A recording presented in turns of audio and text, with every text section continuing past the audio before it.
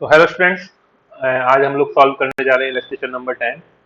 और illustration number 10 की हम शुरुआत करते हैं, क्वेश्चन को समझते हैं और फिर हम इसको सॉल्व करते हैं। Following results are recorded in a study of work sampling carried for 100 hours in a machine shop. ठीक है, हम लोगों ने एक वर्क सैम्पलिंग करी है, वर्क स्टडी की है, एक मशीन शॉप है। 100 आवर्स तक हमने ऑब्जर्वेशन किया है या वर्क सैम्पलिंग किया है। और उन 100 आवर्स की जो सैम्पलिंग है, 100 आवर का जो हमारा ऑब्जर्वेशन है, जो कि हमने उस मशीन शॉप पर किया है, वहां पर हमने देखा क्या ऑब्जर्वेशन रहे हमारे। सबसे पहला, total number of observation recorded 2500। हमने वहां पर 2500 ऑब्जर्वेशन रिकॉर्ड किए one by one. Out of number of observation in which no working activities noticed, हमने पाया कि उनमें से 400 ऑब्जर्वेशंस में काम नहीं हो रहा था। तो अगर आप देखें कि यहाँ से हम देखें कि हमारे लिए अगर हम बात करें तो ओनली 2100 ऑब्जर्वेशन ऐसे थे जिनमें काम हो रहा था। ठीक है, तो अगर मैं वर्किंग ऑब्जर्वेशन की बात करूं तो वर्किंग ऑब्जर्वेशन जो है मेरे वो 2100 है।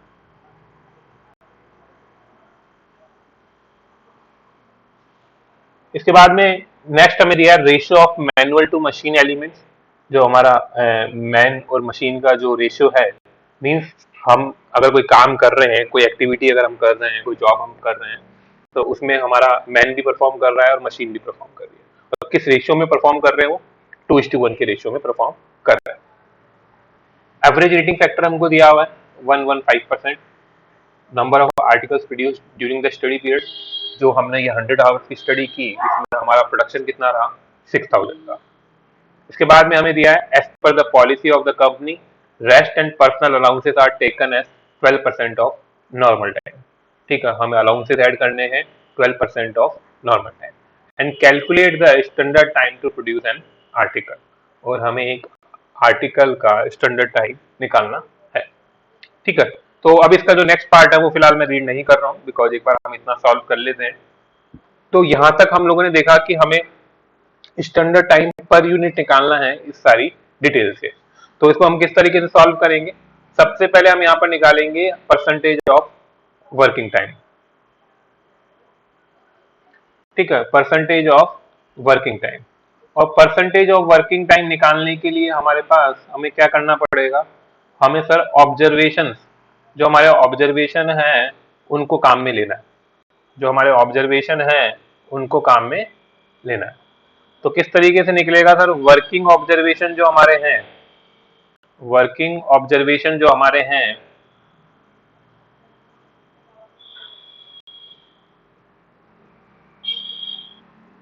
ठीक है, वर्किंग ऑब्जर्वेशन जो हमारे हैं,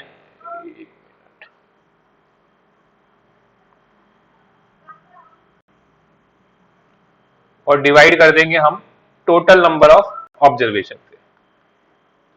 तो जो हमारे वर्किंग ऑब्जर्वेशन है उनको हम डिवाइड कर देंगे टोटल ऑब्जर्वेशन से।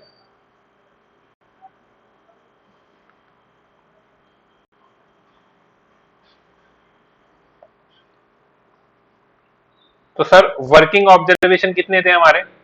सर वर्किंग ऑब्जर्वेशन की हम बात करें सर, तो यहां देखो सर, टोटल ऑब्जर्वेशन 2500 थे और नो वर्किंग एक्टिविटीज नोटिस्ड। ठीक है, मतलब 400 ऑब्जर्वेशन ऐसे थे जिनमें कोई भी काम नहीं हो रहा था। तो हमारे वर्किंग ऑब्जर्वेशन कितने हो गए? 2100। ठीक है, तो 2100 हमारे वर्किंग ऑब्जर्वेशन है। और टोटल ऑब्जर्वेशन क्वेश्चन में हमें डायरेक्ट दिए हुए हैं, वो है हमारे 2500।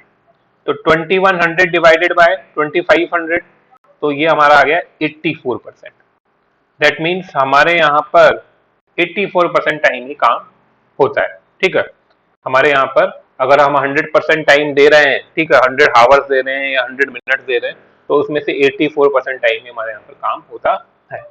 तो अब हम बात करें सर कि जो हमारे यहाँ पर 100 आवर्स की स्टडी हुई थी, 100 आवर्स की जो हमने स्टडी की थी,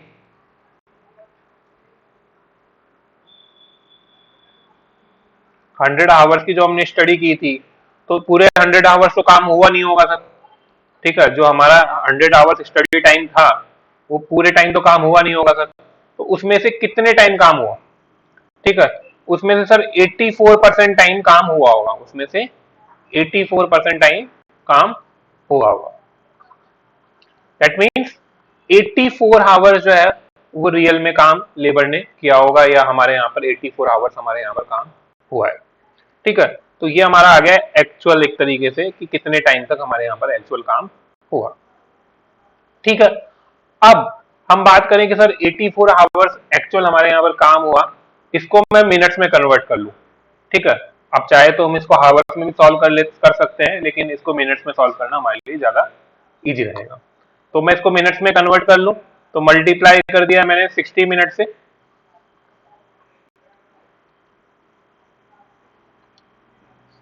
कितना हो जाएगा ये 84 मल्टीप्लाई बाय 60, ये हो जाएगा सर 5040 मिनट, 5040 मिनट्स। ठीक है, तो हमने 5040 मिनट्स काम किया और हमने कितने प्रोडक्ट बना लिए? आप देखो हमारे क्वेश्चन में बताया है कि हमने जब 100 आवर्स की स्टडी की तो हमने पाया कि हम लोगों ने 6000 यूनिट बनाए। ठीक है, तो अब 100 आवर्स में से आप देखो तो सिर्फ 84 आवर्स ही तो काम किया, 16 आवर्स तो हमने काम ही नहीं किया। ठीक है, तो 84 आवर्स बोल दूं या 5040 मिनट्स बोल दूं, 5040 मिनट्स में मैंने 6000 यूनिट प्रोड्यूस की है। ये मेरा ऑब्जर्वेशन है, ऑब्जर्व टाइम है। ठीक है, तो आप ये देखो कि सर एक यूनिट बनाने में कितना टाइम लगा, तो सर कैसे निकलेगा, 5040 मिनट्स में हमने कितनी यूनिट बनाई, 6000। ठीक है, तो एक यूनिट बनाने में हम डिवाइड करें 5040 डिवाइडेड बाय 6000, तो सर एक यूनिट बनाने में हमें टाइम लग रहा है 0.84 मिनट, 0.84 मिनट। ये हमारा आगे एक तरीके से ऑब्जर्व टाइम पर यूनिट। ठीक है, हमने ऑब्जर्व किया कि एक यूनिट बनाने में हमें कितना टाइम लग रहा है, 0.84 मिनट। ठीक है, तो ये हमारा ऑब्जर्व टाइम है 0.84 मिनट, ये हमारा ऑब्जर्व टाइम निकल के आ गया पर यूनिट। ठीक है, अब आगे सॉल्व करें इसको। सर ऑब्जर्व टाइम से स्टैंडर्ड टाइम पर पहुंचने के लिए हमें और भी बहुत कुछ करना होता है। ऑब्जर्व टाइम से स्टैंडर्ड टाइम पे पहुंचने के लिए सर हमें पहले नॉर्मल टाइम निकालना होता है, फिर हमारा स्टैंडर्ड टाइम निकलता है। तो अब क्या करें सर, पहले तो आप इसको डिवाइड कर दो मैन और मशीन के रेशियो में, बिकॉज ये 0.84 मिनट में जो है वो मैन का भी एफर्ट है और मशीन का भी एफर्ट है। तो मैं दोनों को डिवाइड कर लेता हूं कि 0.84 में कितना टाइम मैन का है और कितना टाइम मशीन का है। ठीक है, और वो हमें रेशियो दे रखा है 2:1 में। तो मैं इस टाइम को डिवाइड कर देता हूं मैन और मशीन में, और मैन और मशीन का रेशियो है 2:1।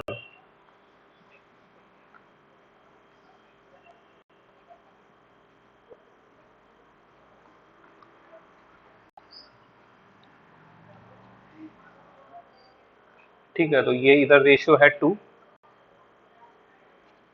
और इधर है 1।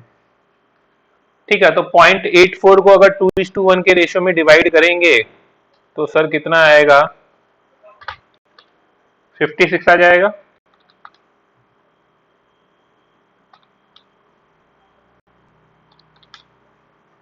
Fifty six.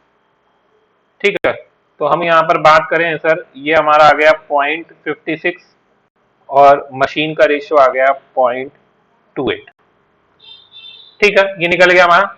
अब हम बात करें, हमें क्या कहा कि सर हमारा परफॉर्मेंस रेटिंग फैक्टर कितना है, 115%।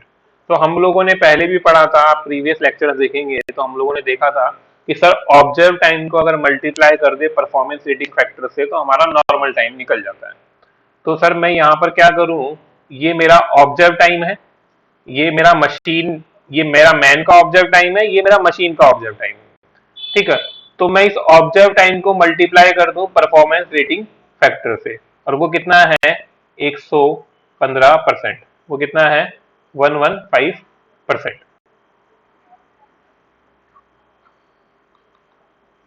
ठीक है, इससे मैं मल्टीप्लाई कर दूं, ये मेरा परफॉर्मेंस रेटिंग फैक्टर। ठीक है, इससे मैंने मल्टीप्लाई किया,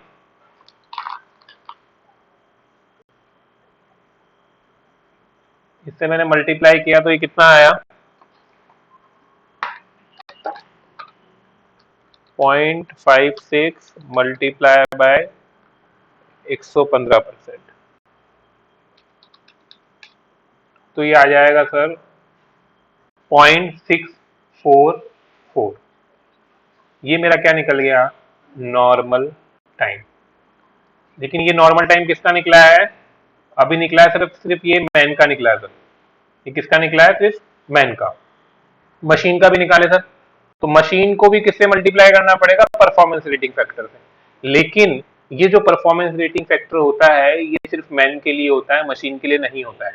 क्यों नहीं होता है सर, बिकॉज सर मशीन की जो परफॉर्मेंस है वो कांस्टेंट रहती है, मशीन की परफॉर्मेंस में चेंज नहीं आता है। तो सर यहाँ पर या तो हम मशीन को परफॉर्मेंस से मल्टीप्लाई करेंगे नहीं, और अगर करेंगे तो सर 100% से करेंगे। क्यों, क्योंकि सर मशीन की परफॉर्मेंस में कोई चेंज नहीं होता है। तो मशीन का जो ऑब्जर्व टाइम पर यूनिट था वही नॉर्मल टाइम पर यूनिट हो जाएगा। जो ऑब्जर्व टाइम पर यूनिट था वही नॉर्मल टाइम पर यूनिट हो जाएगा। ठीक है, तो अब हमने क्या करा सर, मैन का नॉर्मल टाइम निकाल लिया, मशीन से नॉर्मल टाइम निकाल लिया। अब हमें सर नॉर्मल टाइम के बाद में स्टैंडर्ड टाइम पे पहुंचने के लिए क्या करना होता है सर, अलाउंसेस ऐड करने होते हैं, अलाउंसेस ऐड करने होते हैं। अब यहाँ पर भी एक क्वेश्चन है हमारे लिए, एक सिचुएशन है कि सर अलाउंसेस मैन और मशीन दोनों के लिए ऐड होने चाहिए या सिर्फ मैन के लिए ऐड होने चाहिए। तो यहाँ पर कुछ लोगों का अप्रोच ऐसा रहता है कि सर दोनों के लिए अलाउंसेस ऐड होने चाहिए, और कुछ लोग बोलते हैं कि सिर्फ मैन के लिए अलाउंस ऐड होना चाहिए। उसके पीछे लॉजिक क्या है कि मैन को तो देखो अलाउंस देना पड़ेगा, आपको कुछ एक्स्ट्रा टाइम आपको देना पड़ेगा, बिकॉज वो मैन है, उसे वो एक्स्ट्रा टाइम चाहिएगा, काम वो जब करेगा तो उसको थोड़ा सा टी ब्रेक भी चाहिए, वॉशरूम के लिए ब्रेक चाहिए, लंच के लिए ब्रेक चाहिए, बीच में कोई कॉल आ गया वॉट एवर, तो उसको थोड़ा रिलैक्स चाहिए। बट सर मशीन को जरूरत नहीं है। ठीक है, मशीन को जरूरत नहीं है। तो जो लोग ये थ्योरी देते हैं कि मैन को तो अलाउंस मिलना चाहिए, मशीन को नहीं मिलना चाहिए, मशीन को क्यों नहीं मिलना चाहिए, बिकॉज वो मशीन है, उसको अलाउंसेस की, उसको रिलैक्स की, उसको टू टी ब्रेक की जरूरत नहीं है। और कुछ लोग बोलते हैं कि साहब दोनों को अलाउंस देना है, दोनों को अलाउंस इसलिए देना है बिकॉज सर अगर मैन काम करना बंद कर देगा, लेबर अगर काम करना बंद कर देगी तो सर मशीन भी बंद रहेगी उतने टाइम। ठीक है, तो सर मशीन अगर मैन को हम एक्स्ट्रा टाइम दे रहे हैं तो वो एक्स्ट्रा टाइम में काम नहीं कर रहा, और उस एक्स्ट्रा टाइम में मशीन भी नहीं चलेगी। तो अगर मैन को अलाउंस दिया या मैन अगर काम नहीं कर रहा है, लेबर अगर काम नहीं कर रही है, तो उतने टाइम मशीन भी काम नहीं करेगी। तो कुछ इस वाली थ्योरी के साथ कुछ लोग अलाउंस मशीन में भी ऐड करते हैं, लेकिन एज पर द बुक हम लोग सिर्फ मैन में अलाउंस ऐड कर रहे हैं, मशीन में अलाउंस ऐड नहीं कर रहे हैं। मशीन में अलाउंस क्यों ऐड नहीं कर रहे हैं, बिकॉज हम ये मान रहे हैं कि मशीन को extra time, relax, tea break, personal allowance कोई देने की जरूरत नहीं है, बिकॉज वो एक मशीन, इसलिए। ठीक है, तो यहाँ पर अलाउंस ऐड करें, अलाउंस हमको क्या बोला, 12% ऑफ नॉर्मल टाइम। तो नॉर्मल टाइम को मैं एनटी लिख रहा हूँ यहाँ पर, 12% ऑफ नॉर्मल टाइम। तो नॉर्मल टाइम आप ऊपर निकाल चुके हो 0.644, तो 0.644 का 12% सर ये आएगा 0.077, 0.077। ठीक है, इसको मैं ऐड कर दूं, 0.644 में मैंने ऐड करा 0.077, तो ये हो गया सर 0.721। ये आ गया मेरा स्टैंडर्ड टाइम पर यूनिट, और ये स्टैंडर्ड टाइम पर यूनिट मेरा आया है मैन का, कि मैन का उस प्रोडक्ट को बनाने में कितना स्टैंडर्ड टाइम पर यूनिट लगेगा। अब उस प्रोडक्ट को बनाने में मशीन भी लग रही है, तो मशीन में सर यहाँ पर अलाउंस अपने को कुछ ऐड करना नहीं है। अलाउंस जो है वो हमें कुछ भी ऐड नहीं करना है यहाँ पर। तो सर आप 0 लिख दो यहाँ पर, या कुछ मत करो, डायरेक्ट वही वैल्यू लिख दो।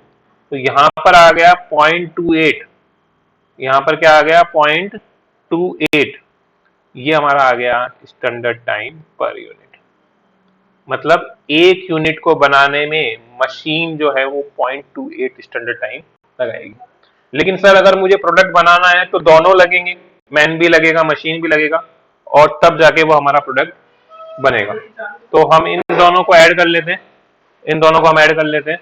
तो यहाँ पर आ गया हमारा 0.721 प्लस 0.28, तो ये हमारा हो गया 1.001। ये हमारा स्टैंडर्ड टाइम पर यूनिट आ गया। और ये स्टैंडर्ड टाइम पर यूनिट जो है, ये हमारा टोटल स्टैंडर्ड टाइम पर यूनिट आ गया कि एक यूनिट को बनाने में हमें कितना स्टैंडर्ड टाइम लगेगा, एक यूनिट को बनाने में कितना स्टैंडर्ड टाइम लगेगा।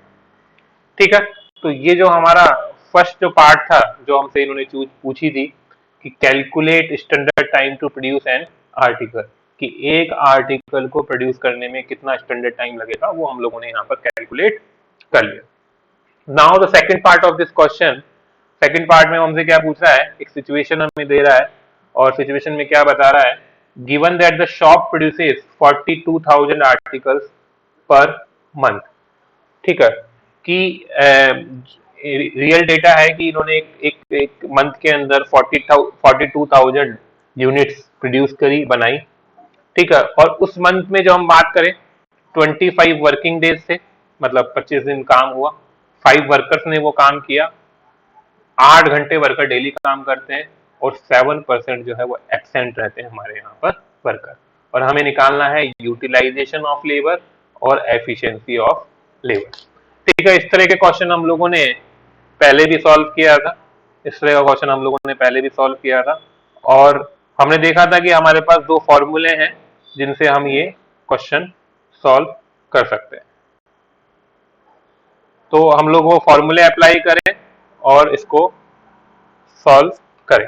तो देखो, हम बात करें सर, ये दो फॉर्मूले से हमें सॉल्व करना है, ये दो वैल्यूज हमें निकालनी है। तो इसके लिए हम क्या करें, हम पहले यहाँ पर मैंने बताया था आपको 3 तरह के टाइम हमको चाहिए रहते हैं इन दो फॉर्मूलों को सॉल्व करने के लिए।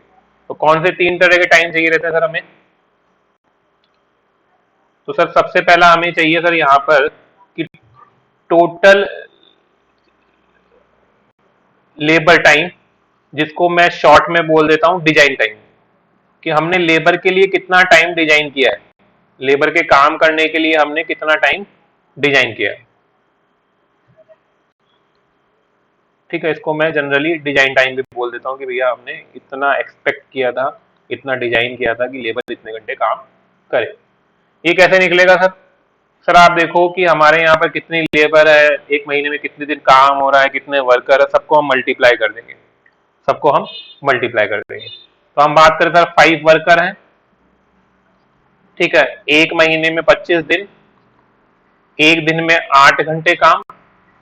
ठीक है, तो अगर मैं हावर्स में निकालना चाहता हूं तो मेरे को 60 मिनट से मल्टीप्लाई करने की जरूरत नहीं है, और अगर मुझे मिनट्स में निकालना है तो मुझे 60 मिनट से और मल्टीप्लाई करना पड़ेगा। तो ये हमारा कितना हो गया यहाँ पर, 5 मल्टीप्लाई बाय 25 मल्टीप्लाई बाय 8, ये आ गया सर 1000 आवर्स। मतलब सर हमने इस तरीके से डिजाइन किया था कि हमारे यहाँ पर लेबर 1000 घंटे काम करेगी, सारी लेबर मिलाकर एक महीने में 1000 आवर्स काम कर देगी। तो एक टाइम हमें ये निकालना है। दूसरा टाइम हमें निकालना है सर इफेक्टिव टाइम या इफेक्टिव लेबर टाइम, कि सर इफेक्टिवली लेबर को कितना टाइम काम करना था। ठीक है, ये तो हमने डिजाइन किया था, लेकिन सर लेबर को छुट्टी भी लेनी होती है, लेबर कुछ टाइम काम भी नहीं करती है, तो वो टाइम हमें हटाना था। तो ये हम कैसे निकालते थे सर, जो हमारा ऊपर डिजाइन टाइम आया, जो हमारा ऊपर डिजाइन टाइम आया, उसमें से लेस कर देंगे एब्सेंट वाले टाइम को और आइडल टाइम को। इसमें से हम लेस कर देंगे एब्सेंट वाले टाइम को, और अगर कुछ आइडल टाइम है, कुछ फालतू टाइम भी अगर लेबर रहती है तो वो भी हम लेस कर देंगे। एब्सेंट हमको यहाँ पर बताया 7%, तो 1000 का 7% कितना हो गया, 70। ठीक है, तो वो हम लेस कर देंगे, तो यहाँ पर आ जाएगा हमारा 930 आवर्स। तो ये 930 आवर्स क्या हो गए हमारे यहाँ पर, इफेक्टिव लेबर टाइम। ठीक है, इसके बाद में तीसरा हमें निकालना होता था कि सर जो हमने एक्चुअल प्रोडक्शन किया है, जो हमने एक्चुअल प्रोडक्शन किया है वो कितने टाइम में हुआ है? एक्चुअल आउटपुट वाला जो हमारा टाइम है, एक्चुअल आउटपुट वाला जो हमारा टाइम है वो कितना हमें लगा है? तो सर वो कैसे निकलेगा? वो निकलेगा सर, यहाँ पर हमारा एक्चुअल आउटपुट है, कितना है एक्चुअल आउटपुट आप देखो, 42,000 यूनिट्स हमने एक्चुअली प्रोड्यूस करी इस मंथ में। अगर आप देखोगे तो क्वेश्चन में हमें दिया हुआ है कि 42,000 आर्टिकल्स हमने प्रोड्यूस किए हैं। तो 42,000 आर्टिकल्स हमने प्रोड्यूस करे, और एक आर्टिकल को प्रोड्यूस करने का जो स्टैंडर्ड टाइम है वो हम लोगों ने ऊपर निकाला 1.001, 1.001। तो ये कितना टाइम हो गया? 42,000 मल्टीप्लाई बाय 1.001, तो ये हो गया हमारा 42042 मिनट्स। ठीक है, 42042 मिनट्स आ गया। अब ऊपर वाला डेटा हम देखें, ये दोनों टाइम हमने हावर्स में निकाले हैं। जब हम लोगों ने इफेक्टिव लेबर टाइम या टोटल लेबर टाइम जब हावर्स में निकाले, तो हम इसको भी हावर्स में कन्वर्ट कर लें या उन दोनों को मिनट्स में कन्वर्ट कर लें। तो इसके लिए हमें क्या करना पड़ेगा सर? हावर्स में करने के लिए, कन्वर्ट करने के लिए 60 से डिवाइड कर दूं। तो मैं अगर इसको 60 से डिवाइड करूंगा तो ये आ जाएगा सर मेरा 700.70 हावर। ठीक है, तो ये मेरा क्या आ गया? ये मेरा आ गया सर एक्चुअल आउटपुट जो मेरा हुआ है उसमें मुझे कितना टाइम लगा होगा। ठीक है, 3 तरह के टाइम निकल गए। अब कुछ भी नहीं करना हमें इस क्वेश्चन में। अब हमें जो दो फॉर्मूले निकालने हैं, दो जो वैल्यूज निकालनी है, वो हम इजीली सॉल्व कर पाएंगे। पहला हमें निकालना है यूटिलाइजेशन ऑफ लेबर। पहला हमें निकालना है utilization of labour. Utilization of labour के लिए मैंने पहले बताया था हमारा फॉर्मूला क्या रहेगा सर? सर जो हमारा एक्चुअल टाइम हम मान के चल रहे हैं कि लगा होगा, डिवाइडेड बाय डिजाइन टाइम, जो हमने लेबर के लिए डिजाइन किया था। बुक में फॉर्मूला अलग है, फिलहाल मैं समझने के लिए इसको ऐसे समझाता हूँ, बाकी जो आप लैंग्वेज है वो बुक वाली यूज कर सकते हैं। ठीक है, तो एक्चुअल टाइम हमारा कितने घंटे लगे हैं इस माल को बनाने में, एक्चुअल प्रोडक्शन वाले को? वो लगे सर हमें 700.70 हावर्स। और टोटल हम लोगों ने एक्सपेक्ट किया था कि हमारे यहाँ पर जो 5 लेबर है पूरे महीने में 25 दिन काम करेगी, डेली 8 घंटे काम करेगी, तो लगभग 1000 घंटे वो काम करेगी। हमने इस तरीके से डिजाइन सिस्टम अपना किया था।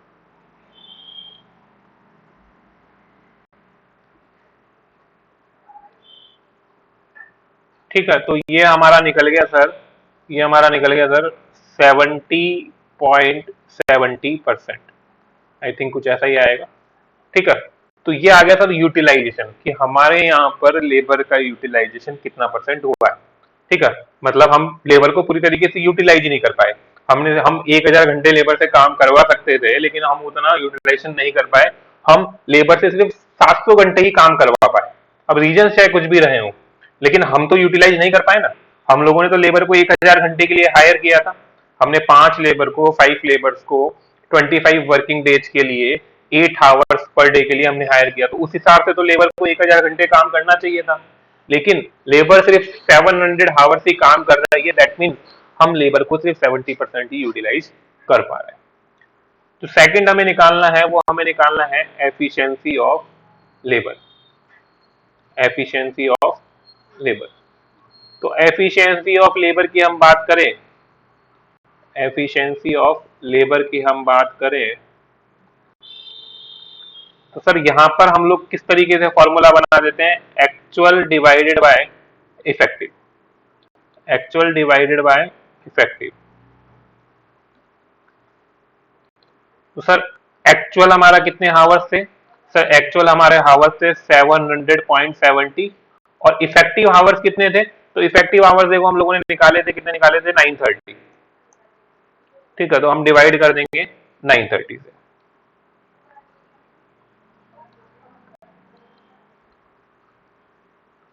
ठीक है, तो इसको हम जब सॉल्व करेंगे तो ये आएगा सर हमारा 700.70 डिवाइडेड बाय 930, ये आ जाएगा सर हमारा 75.34%।